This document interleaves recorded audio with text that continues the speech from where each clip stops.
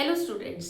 तो आज आपके लिए मैं इकोनॉमिक्स में एक ऐसा न्यूमेरिकल्स लेके आई हूँ जहाँ पर आपको एग्रीगेट डिमांड और एग्रीगेट सप्लाई कैलकुलेट करनी है और एग्जाम में ये जरूर आते हैं न्यूमेरिकल्स। आओ एक क्वेश्चन देखते हैं।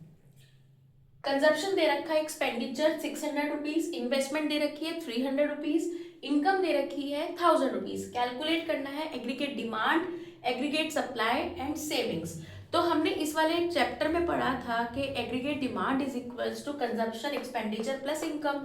तो इन सब की वैल्यू गिवन है तो ऐड करके आंसर आ जाएगा 600 plus 300 equal to 900।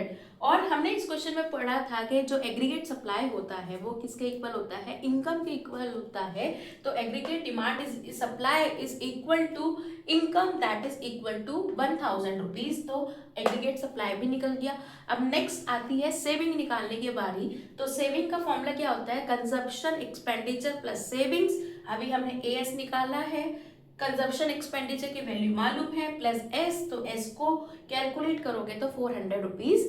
Second question देखते हैं। सेकेंड क्वेश्चन में है एमपीसी और एमपीएस। तो क्वेश्चन रीड करते हैं। If MPC is 1/3 of MPS, हमारे को क्वेश्चन में क्या दे रखा है, जो एमपीसी होगा वो एमपीएस का क्या होगा, 1/3 होगा। And consumption level is 0 of national income is ₹40 crore. हमारी मतलब क्या है, यहाँ पर कंजप्शन हो रही है 0, मतलब यहाँ पर कंजप्शन चाहे 0 हो लेकिन नेशनल इनकम क्या है, 40 करोड़ है। डिराइव करना है सेविंग एंड कंजप्शन फंक्शन। हमारे को फॉर्मूला किस चीज का लगाना है यहाँ पर, consumption function and saving functions का। तो आओ क्वेश्चन को सॉल्व करते हैं। MPC is equal to 1/3 of MPS question में गिवन था।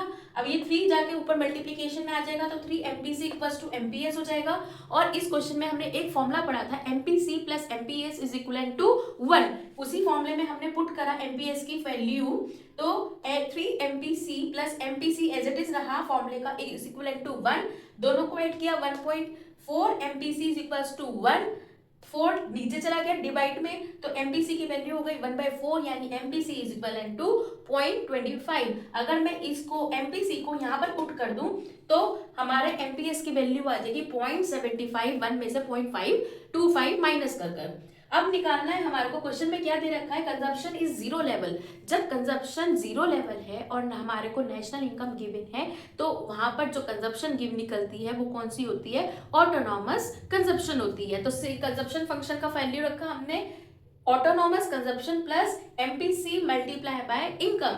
तो 40 प्लस 0.25 वाई, ये हमारा आ गया consumption function. Now saving function. तो सेविंग फंक्शन का फॉर्मूला क्या होता है, minus autonomous consumption plus MPS into Y.